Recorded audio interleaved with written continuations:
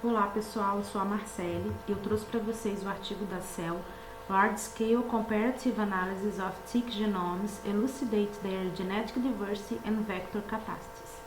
Bom, o trabalho aborda os artrópodes da ordem Acari, que está sendo representado nesse momento por essas 7 espécies de carrapatos. Esses animais são hematófagos obrigatórios e possuem distribuição do trópico ao subártico.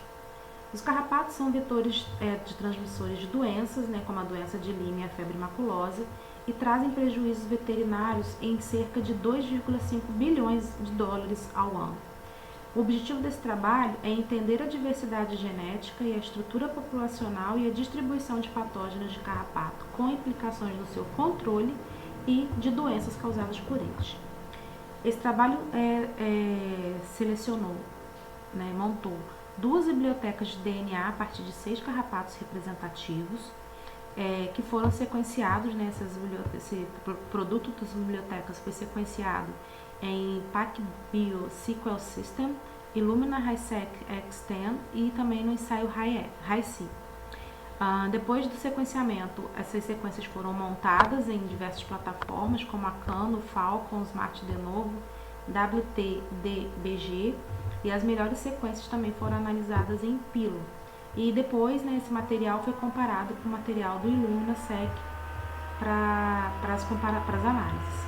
Também foi feita uma análise de distribuição Camer para estimar o tamanho dos genomas e corrigir as pequenas inserções, deleções, substituições. Também foi usado o HiSeq Based Proximity Guide Assembly, o HiSeq Pro e o Lachesis para garantir a continuidade e orientar a ordem dos contigs, além de corrigir as seções erradas e overlaps. E também foi utilizado o Busco e o Lumina Pair End Reads como critérios para avaliar a completude e demonstrar a acurácia das montagens. Baseado naquelas informações, eles montaram essa tabela resumida, das anotações vou mostrar mais à frente, dos 6 carrapatos e mais do episódio escapulares, que foi usado, na verdade, como referência a partir de informações do último artigo. Então, aqui eles apresentaram dados estatísticos relacionados aos 3 experimentos, dados de montagem, informando os contíguos, tamanho dos cromossomos, conteúdo de GC e também a completude desse genoma, que foi acima de 90%. Também foram geradas bibliotecas de RNA-seq e o sequenciamento pela plataforma Illumina. Também foi feita a montagem realizada através do Trinity. Sequências homólogas foram alinhadas usando T/N e funções de genes foram preditas pela pesquisa no Swissprot, NT, NR, PFAM, EGNOG, Genontology e UKEG. Pela combinações das aproximações baseadas em transcriptoma, homologia e abnit, mais de 25 mil genes codificantes foram preditos nesses genomas. Então, aqui também, baseado ainda fazendo parte da tabela anterior, eles apresentaram estatísticas de anotações, informações sobre o conteúdo de repetições, o número e tamanho de genes. E essas informações indicam diferenças substanciais na estrutura genética desses animais.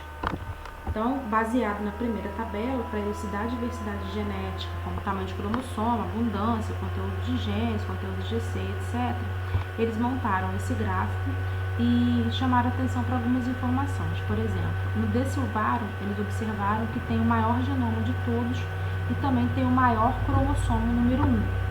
Já para o Persulcatus, eles têm o menor genoma, o menor conteúdo de genes e também tem a maior quantidade de elementos repetitivos, aqui, e de conteúdo não codificante, nessa linha vermelha.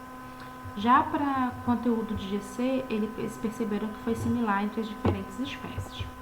Para calcular a distância evolutiva entre as espécies, sequências de proteínas ortólogas foram alinhadas no BLAST, no OrthoMSL, no Muscle, e para a montagem da ARPA foi utilizado o FIML. Então, eles utilizaram 2 grupos externos e o ixodes escapulares e perceberam que esse grupo de espécies estudadas estão subdivididos em 2 clados, o clado dos ixodes, esse primeiro clado, e o clado que inclui os outros organismos, e teve uma divisão cerca de 200 milhões de anos atrás. Também foi feito um heatmap comparando os domínios das famílias proteicas através do PFAM E eles perceberam, pela comparação com outros organismos não carrapatos, famílias de proteínas importantes no processo de sugar o sangue. Então aqui a gente tem funções gênicas baseadas em atividades oxirredutase, atividades transferase, atividades de peptidase, que são importantes para utilizar, para a obtenção e quebra de algumas moléculas relacionadas à suga do sangue. Também foi feita uma análise dos ortólogos, e essa análise foi feita através dos transcriptomas de animais alimentados e não alimentados. Nesse caso, eles observaram diversos genes expressos diferencialmente em vários carrapatos, que foram enriquecidos em função da ligação de M, aqui, de ferro, de atividades catalíticas como a oxirredutase e também relacionados a processos metabólicos de quitina, que ele chama atenção. E essas informações estão relacionadas ao estilo de vida parasítico desses animais. Também foi feita a contagem de genes de diferentes vias de percepção, que estão relacionados com controle vetorial, distância evolutiva, distribuição do hospedeiro, distribuição geográfica e ciclo de vida. Então, aqui, na categoria de genes relacionados à detoxificação de inopióticos e metabolismo de ferro, eles perceberam que o persulcatus tem o maior conteúdo desses genes. E isso indica que eles têm uma aquisição de nutrientes e detoxificação que permite a sobrevivência desses organismos em determinados locais. Também verificaram que, aqui no mapa a gente pode ver onde esses organismos estão presentes, na bolinha roxa em relação ao persulcatus. Sobre Hemophysalis longicornis, eles também observam uma grande distribuição geográfica e eles associam isso a essa possibilidade de aquisição de nutrientes e detoxificação observada nesse gráfico ainda. Já para Rhipicephalus micropus, uma outra contagem de genes relacionados a questões quimossensoriais, gustatórias, mecanosensórias e opsina, eles perceberam que o Rhipicephalus micropus, por exemplo, eles têm uma alta contagem de genes relacionados a quimossensoriais, questões quimossensoriais. E isso indica que esse organismo necessita de um hospedeiro específico para conseguir se alimentar. E pode ser essa a explicação de que esse indivíduo especificamente tenha um único hospedeiro. Então isso está relacionado também com o ciclo de vida dos animais.